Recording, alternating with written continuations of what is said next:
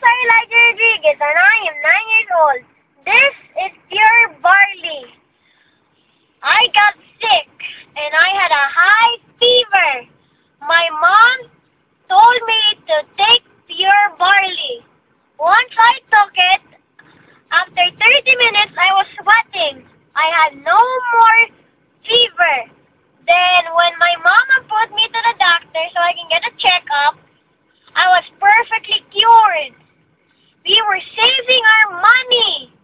This is good for kids and your family. Please take this.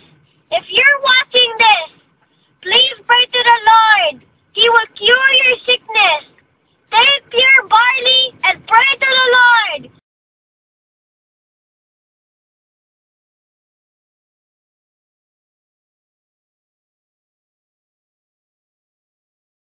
Exclusive.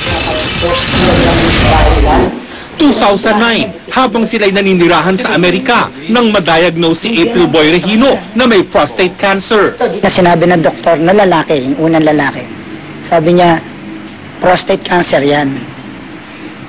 Tapos syempre natakot na ako, cancer eh. Sabi ko, paano kaya iyon? Sa ngayon, naniniwala si April na controlled na ang kanyang prostate cancer. Pinagaling daw siya ng isang herbal drink na gawa sa barley. Gumaling na ako. Sa dati, alam mo, pagka may prostate cancer ka, wala na, parang ano ka na, impotence ka na. Ngayon, okay na naman. Bumabawi raw ngayon si April sa pagkain at hindi tumitigil sa pag-inom ng kanyang food supplement bilang patuloy na paglaban niya sa cancer.